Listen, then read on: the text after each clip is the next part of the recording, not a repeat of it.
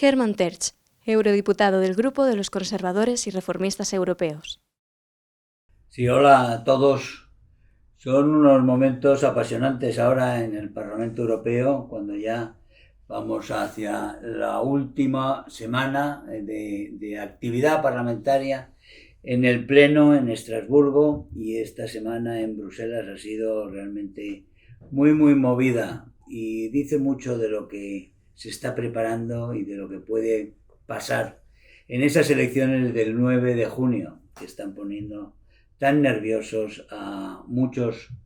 de los partidos que están aquí, de los que han estado acostumbrados, digamos, a que el resultado siempre les favoreciera porque se repartían entre ellos realmente las posiciones, al final hacían la misma política juntos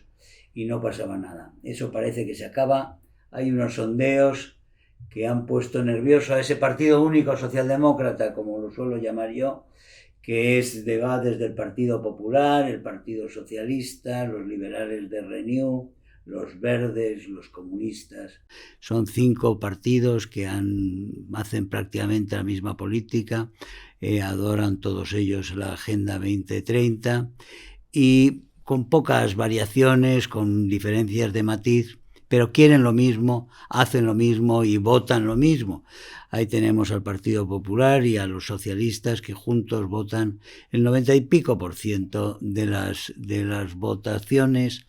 las hacen juntos en el mismo signo. Eso dice mucho, es decir, que votar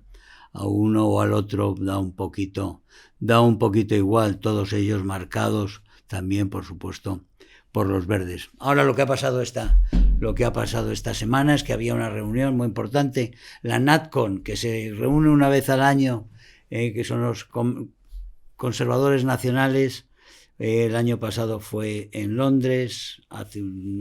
3 años en Roma. Es una reunión en la cual los partidos conservadores y una serie de fundaciones, la que funda realmente la Edmund Burke es la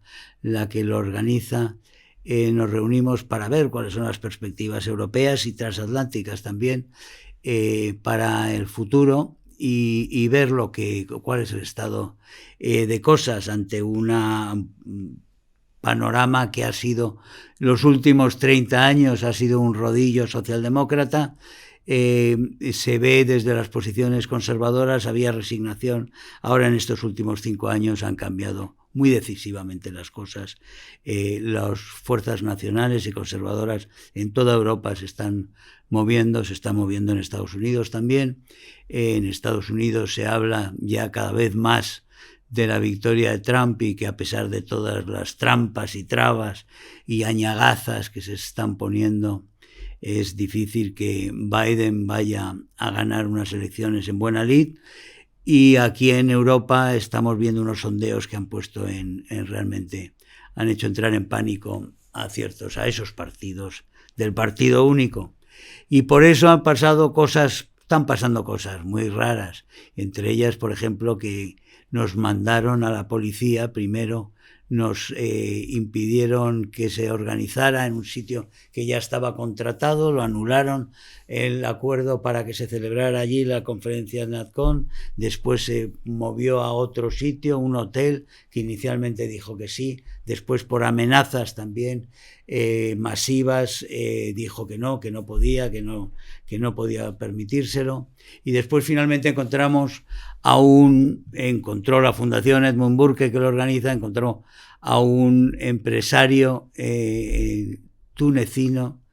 que tiene un teatro aquí en Bruselas y que se avino a celebrarlo diciendo que bueno, para él era un negocio y que si era legal, por supuesto que lo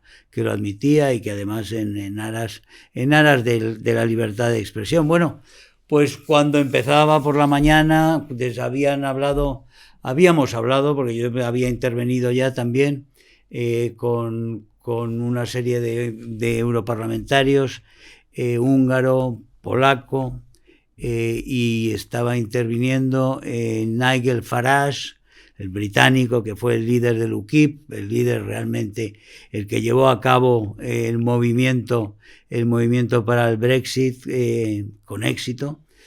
Y estaba hablando él cuando nos mandaron, literalmente nos mandaron a la policía. Y la policía rodeó el edificio y la policía impidió entrar a gente y empezó a decir que iban a amenazar con cortar la luz si no se suspendía el acto, porque el alcalde de ese distrito, hay una serie de alcaldes de distrito en Bruselas hay elecciones también dentro de unas semanas, y decía que había peligro porque éramos una peligrosa organización racista y extremista. Cuando ahí había, pues eso, un primer ministro, había ministros, exministros, había decenas de parlamentarios, tanto parlamentarios europeos como parlamentarios nacionales de otros países, académicos destacados, editores, periodistas, había un poco de todo. Y claro, es un escándalo que en Bruselas, por la opinión, unas autoridades mandaran a la policía para bloquear una conferencia de esta envergadura y de esta entidad.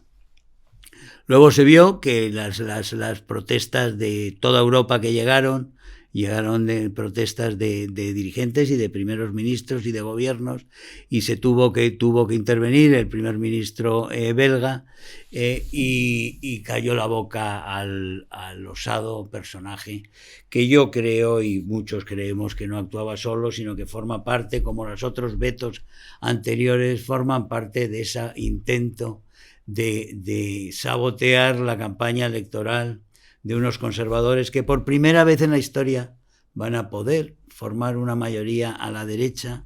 del Partido Socialista, dejando fuera al Partido Socialista. Eso va a ser posible y eso va a situar al Partido Popular en una situación de un dilema absolutamente extremo, porque el Partido Popular tendrá que decidirse si quiere hacer política conservadora o quiere hacer política socialista, y se desenmascara ya directamente como socialista y pierde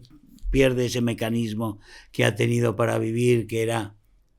recolectar los votos de derechas y conservadores y de centro derecha para ponerlos al servicio de una política socialista, que es lo que ha tenido la Comisión Europea y la mayoría del Parlamento durante todos estos 5 años, con el Pacto Verde de la señora von der Leyen, que es del Partido Popular, y con la política exterior demencial del señor